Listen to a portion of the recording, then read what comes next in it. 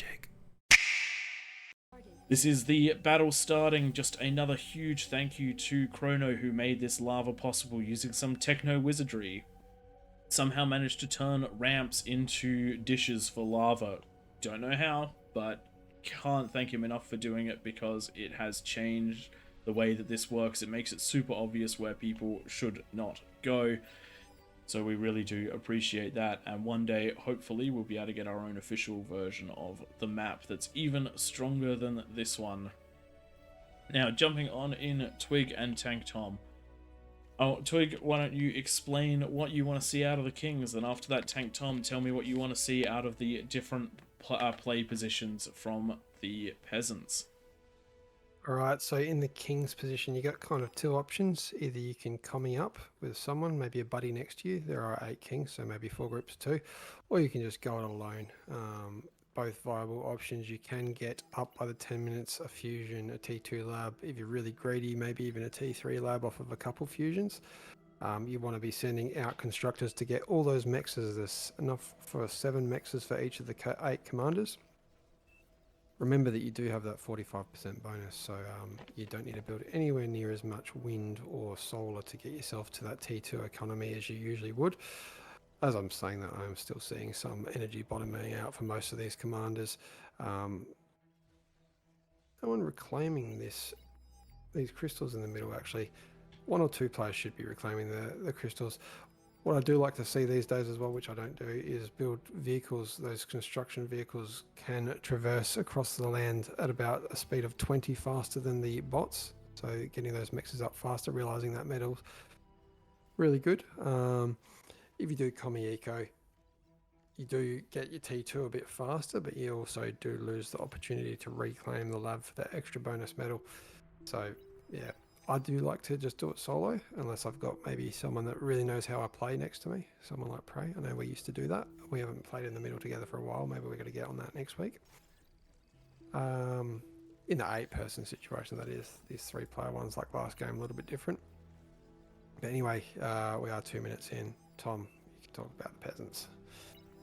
So from the Peasants, what we want to see is some solid ecos in those corner positions. Just having a look around, we can see we've got a T2 lab that's up for the bottom left. And similarly coming up for the others, we've got T2 labs, or single T2 lab coming up for bottom left, and top right. Bottom right looks to be largely going it alone for each of the players down there. So we probably won't see as much aggression out of them. But ideally we'd like to see those assisting with those T2 labs, getting those constructors out to everyone to help build those mexes, and then having a solid chunk of units ready and waiting to go as soon as that lava drops, or that 10-minute mark. If you've got about 20 units, there's a very high likelihood that you'll be able to find a gap. And if you've got, say, half of the players all pushing in at once, suddenly you go from, being, have I finished my defenses? Do I have my units up? Oh, it's going to be tight, to, oh God, I need to defend, half the map. I don't have the units. Panic. Hot tip, everyone. We've seen a couple comm detonations from the around the map. On the north, you can see it smartly done by the Armada wreckage of the teal player on the north of the map, slightly up on the hill. On the right-hand side of the map, and very much pun intended, hot tip, having to heal the land just to be able to get to that commander, because you can see a construction bot already going down trying to get there. This lava has been placed just below the surface of the map, hence the glows that you're getting on the edge of the map. So if you do detonate your commander, you're going to create a nice little divot. I'm going to jump in here, and we're seeing something very interesting out of the Kings this time that we haven't seen before, and that is one player taking all of the mexes down the middle as well as a couple around the outside, building the T2 lab in the middle, and then distributing that T2. Now, there are pros and cons to doing this. The pro is that you only have to invest in one T2 lab, and then you're going to have a central person design who's most likely going to go into pretty heavy eco, potentially come on swing through with lots of T2 or some T3 at that 10-minute mark. we do see quite a lot of, we do see the T2 builders going out at around about the 5 minute mark. They're going to start getting those mexes down for people. This is good. It's early T2, and it means you don't have to have that T2 investment. However, there is a flip side to this. All the players that made this happen gave a couple of wind at the beginning to allow the pink player to go straight into this.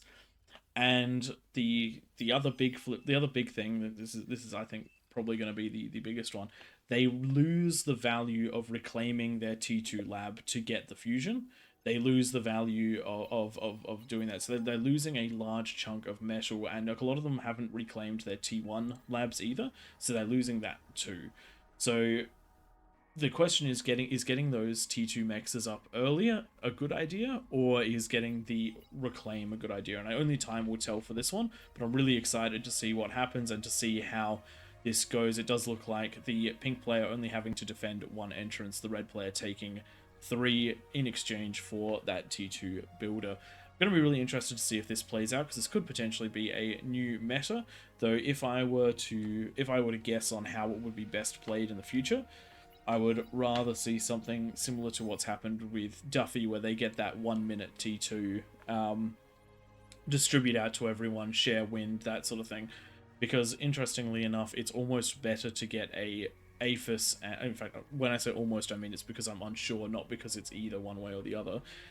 It could potentially be better to get an APHIS with conversion than to bother getting your T2 mexes around the map. Not sure on that one, but it would be very interesting to see a player like Duffy Theory craft a play like this in the middle and then execute it with some good players, if that's something that he's interested in doing. Twig Tank Tom, what do you reckon of this change in the normal strat? I like the Yeah, to be timing of honest, it. It was early enough that it was beneficial to the rest of the players. If it comes up at that sort of 5 minute mark, that's about the point when everyone can build their own anyway. But the T2 builders were arriving kind of at or before that 5 minute mark, which means that it's probably going to be beneficial. We'll have to wait and see when we hit that 10 minute mark to see where everyone's at. We've got a fusion up already. APHIS going down. one big Probably thing with this game compared to say 2 games ago when we had a similar player count, they do have a plus 55 bonus in the middle compared to the usual 45. I didn't realize that had happened. And I think that's what have we logic got? because they're 35, 38, and less 56 bonus.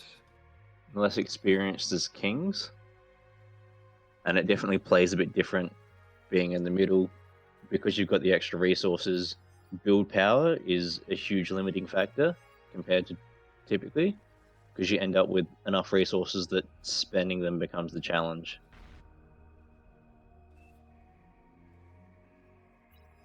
Looking around the map at the peasant side of things, we've got our first fusions and the like up in the corners. We do have an APHIS that is well and truly on its way to coming out. I think I can't overly tell because of the pings. Yeah, it's about halfway out, so that should potentially be some strong corner power. But looking at the king space, we've got 1 minute 30 to go, and there's definitely a bit of a deficit to power out of a couple of these lanes.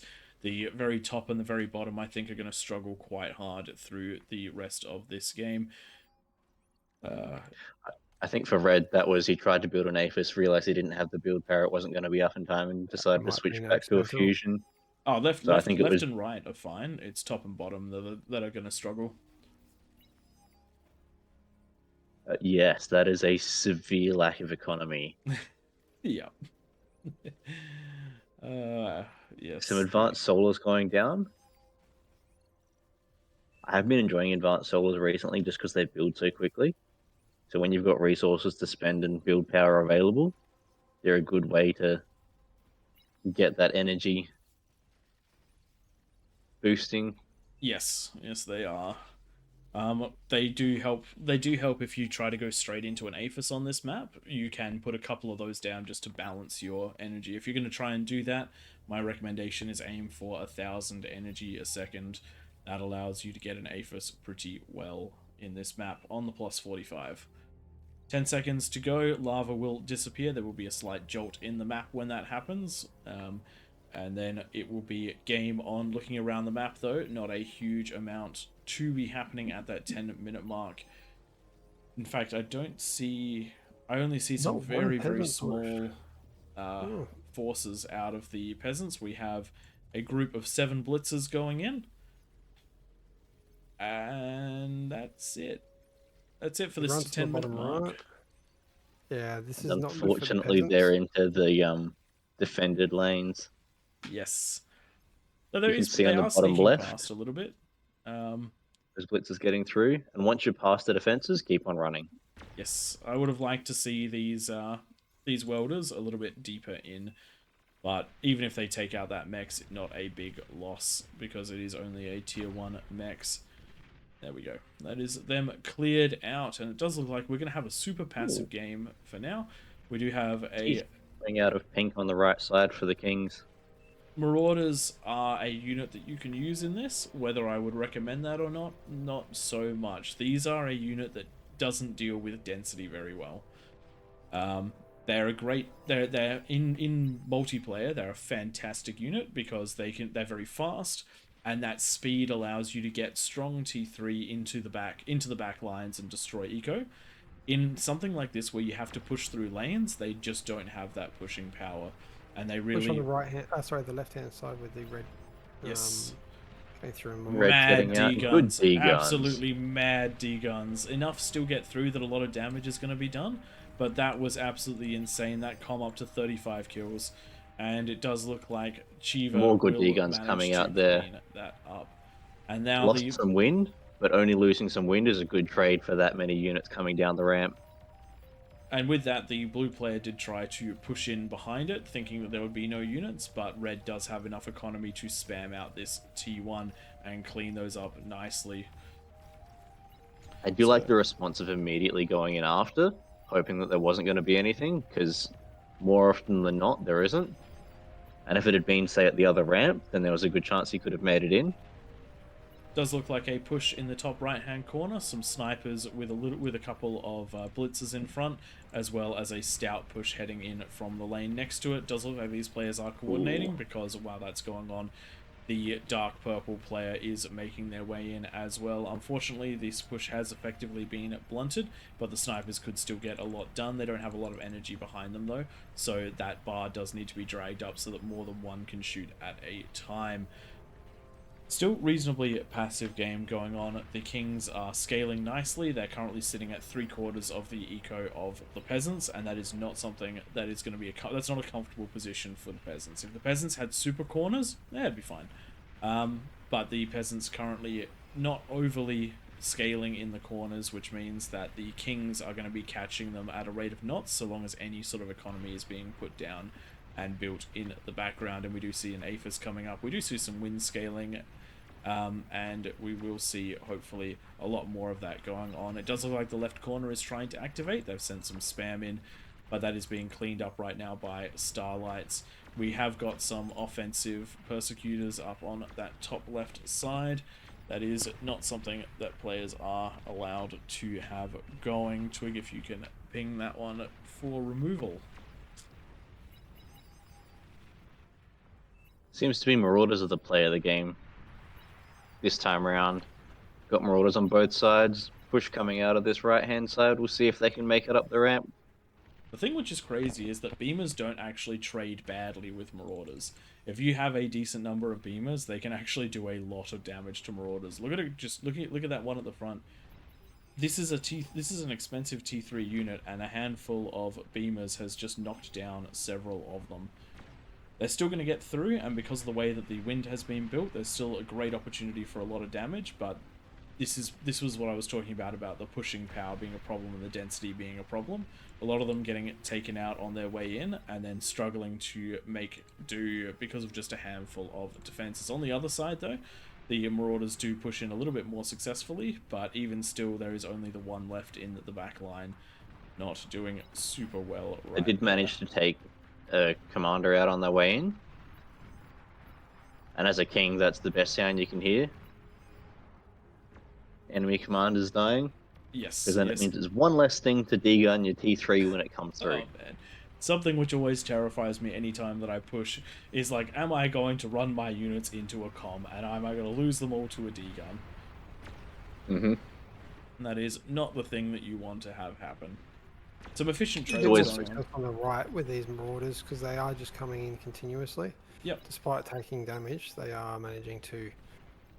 Well, the interesting Take out thing all is that they threats some of the gone. density that I said they'd have trouble with is cleared up, and now they're doing a good job. It's almost You're like I skirmishing set into myself up to be bases. right either way, just like good commentators do.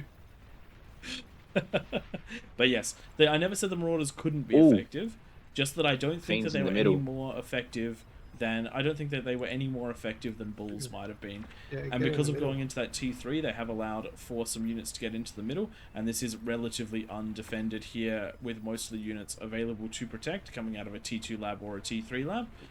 I don't think there's enough in here to take out the APHIS, but that certainly was distressing, and it has put the pink player, the light pink player, on the back foot here, losing some of the mexes, losing some of the wind. Good catch right there.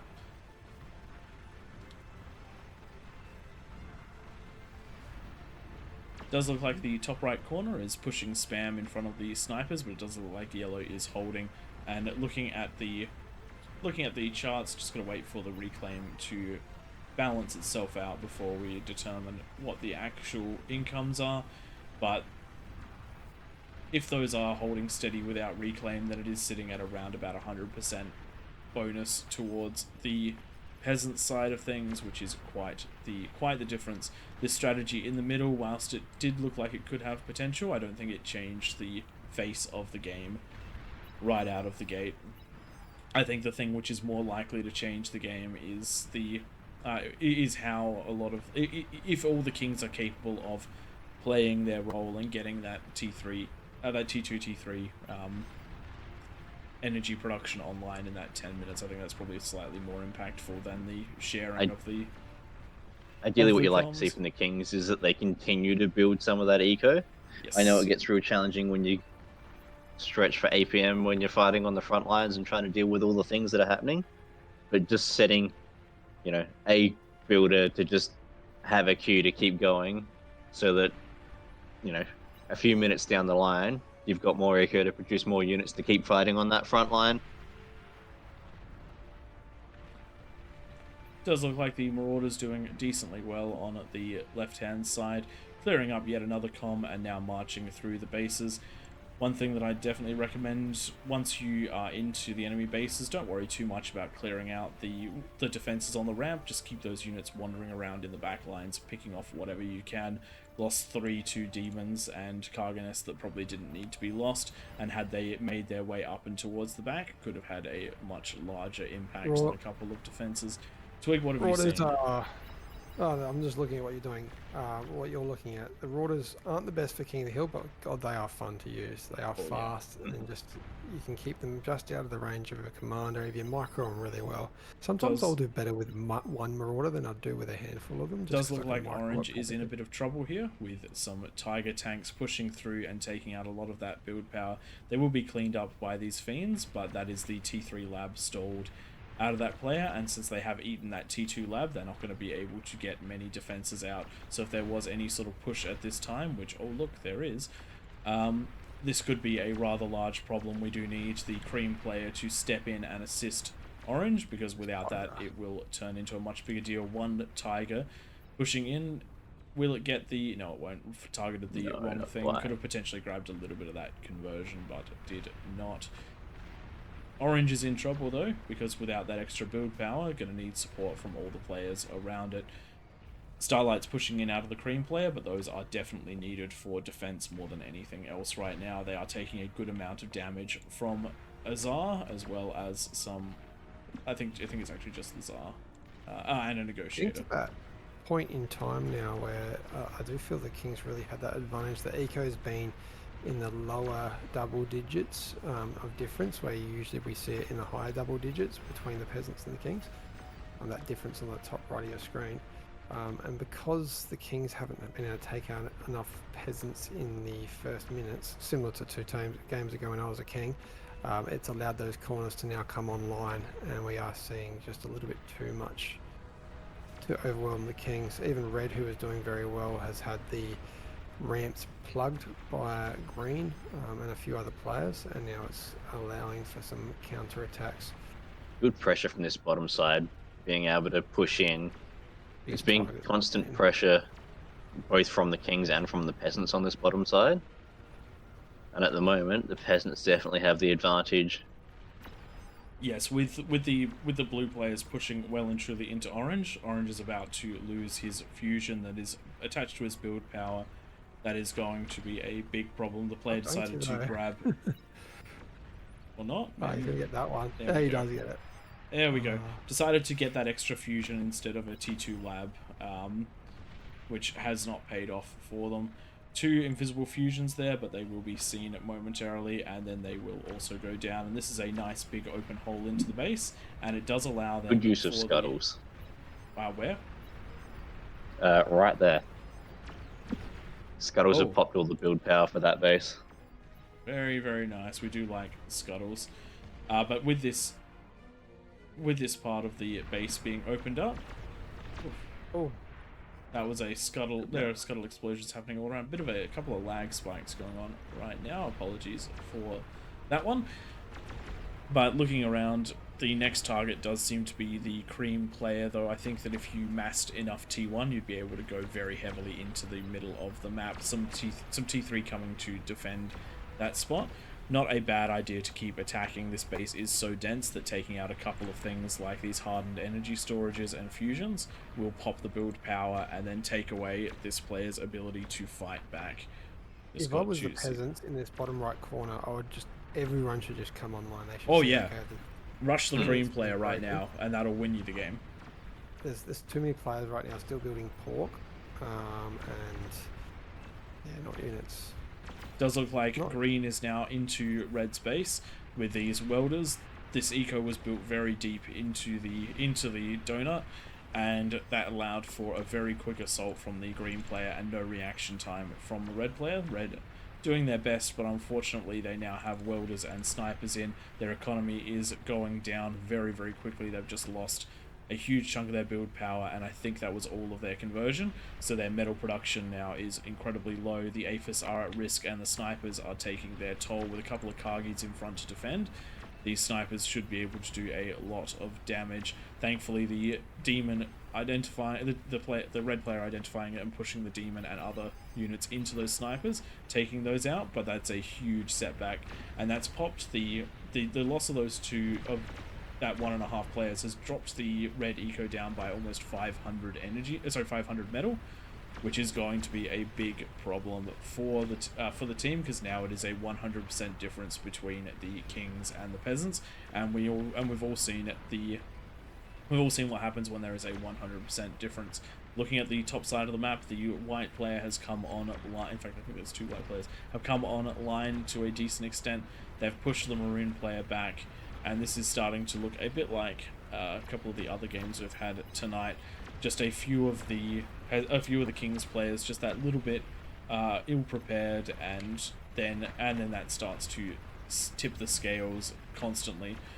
However, we do have an attack coming up out of red. Red is getting on the offensive again with their massive units, and is going to try to beat their way back into this fight. They've found an opening, and they are pushing with it. A couple of fiends and grunts going to be able to do good amounts of damage, and I actually agree with that. Skip the comm, try and get the eco damage on the high ground, but unfortunately APM stall means that the units are not being grabbed and pushed to the very edges where they need to go.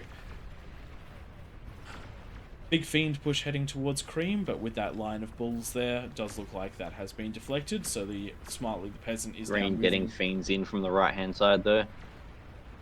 Those fiends, are they faster than marauders? Speed of 83 versus speed of 95. No, the marauders are faster. They will be able to chase them down, but this really is showing how much the team is being picked apart. We have 2 Kings in the same corner, all struggling a little bit, all struggling. And unless the rest of the team swings about to try and clear this up, this could be the demolishment of the center position. Sorry, the Kings at the center. It does look like the Kings have received a little bit of bonus eco in this one to try and balance things out just a little bit, considering how much of the back foot they're on. Unfortunately, though, Cream has just lost their, I think that was their comm, and it does look like they might be about to lose their fusion and therefore build power. So even with all the resources in the world, that is not going to help them. Spend them. Build power It doesn't turn into units. Yeah. I'm surprised we didn't get an infinite resource build power in I think the we previous did one.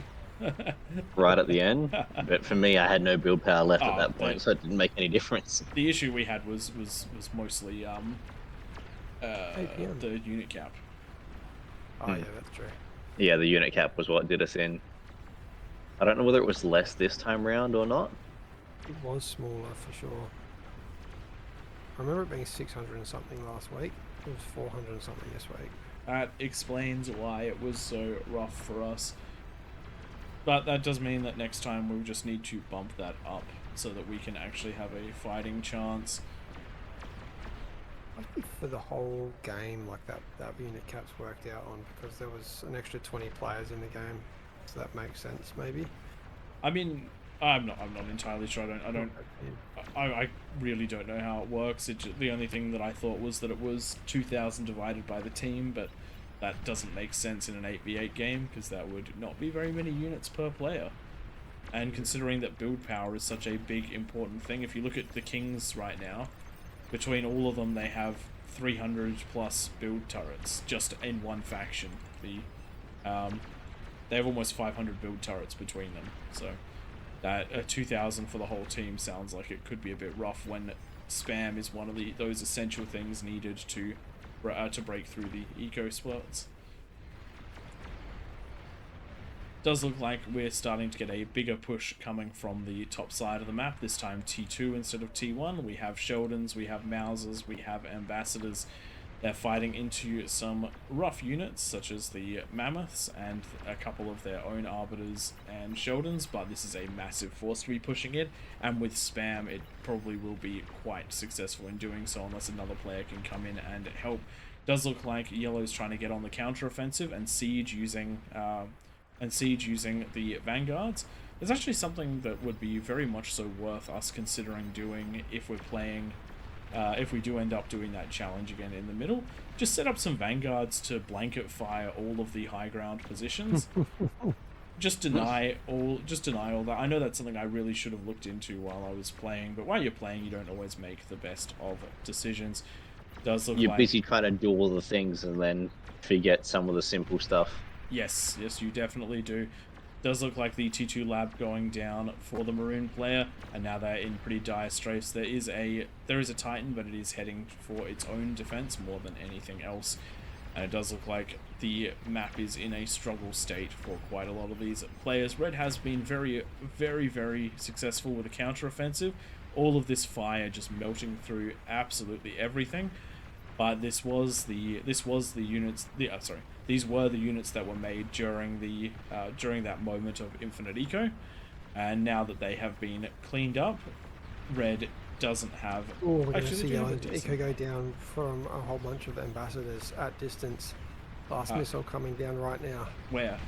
Oh, yep, there we go. Yellow taking too much damage right there. Those long-range Ambassadors just taking a wild ping, or potentially they knew exactly where it was, one way or the other. But that now drops the Kings to 1.5 million metal income, and they are having trouble spending it against the 1.5 million metal income. Yeah, we've got another one of those sneaky infinite resources on the red base. Right. I was quite shocked for a moment there. I was like, wait, why are the Kings doing so well at this exact moment? But build power being what build power is, I don't actually think that there will be enough to stop this push from above as long as these units just keep spamming straight on in and they hit that build power even just a little bit. That will all chain react. It is all close enough together, and once that chain reacts, Pink's ability to produce will be completely destroyed. You just need to get just enough damage to detonate a few of them, and there they go. And Build there it turrets, goes. chain react very nicely. Oh, enough of them there to save it. So not a complete and total failure, but now most of the build power is stuck on a couple of the teams. Severely limits the Yes. unit production. Good at getting that build power up straight away and identifying that that's one of the biggest things that could be done to keep them in the game, but definitely going to be quite difficult at this point. Pink is managing to push up with all of those units that are spammed out, and they have managed to clear out the bottom left side. Those demons essentially firing up the cliff, actually sorry, down the cliff, and clearing out that eco spot. That's huge. That just knocked off 800 metal a second, which is absolutely crazy. More going down over here to this spam as it comes on through.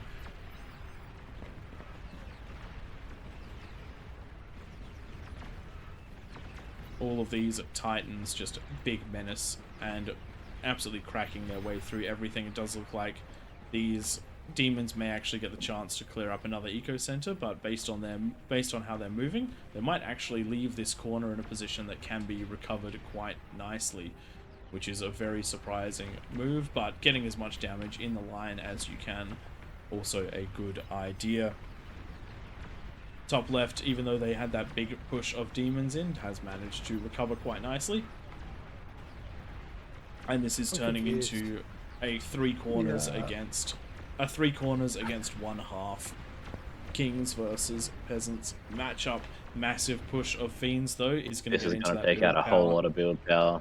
And if that Aphis blows, and that Aphis is going to blow, huge damage right there. And that is all of the T3 build power gone down. We have a large skirmishing force in the base, could continue on to take out the rest of Pink. And then once Pink is taken out, the majority of the threat will just be red focusing on the front line. I think red is having a... Oh no, the infinite resources have disappeared. That is why they are no longer building at a prodigious rate. Just remember, This top right side's doing a great job of getting into the middle here. Is there infinite resources for the peasants at the moment now, or are they just that high up on... They're just that high up. No. But they are struggling to spend.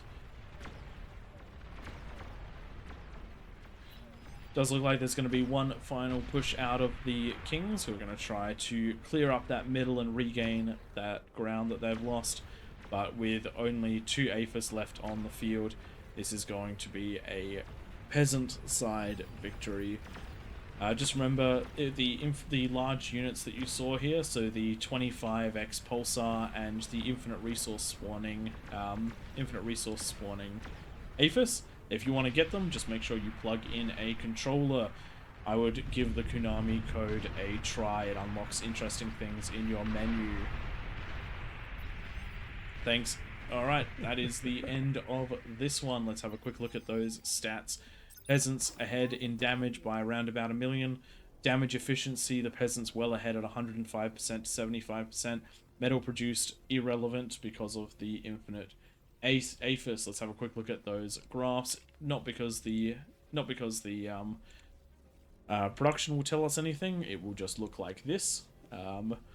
But then we Metal have the... use still shows reasonable numbers. Oh, does it? That's a good thing to know. But looking at the damage dealt graph, we do see that 4 of the Kings, absolute phenomenal amount of damage done. But then the peasants, so many peasants doing lots of damage. That's what happens when everyone gets nice and aggressive. Let's look at that metal spent. Metal used, there we go. Metal used graph. You can see red really did take advantage of those infinite resources, but look at blue's spending. Absolutely insane for 4 of those players. Let's bounce on out of this one.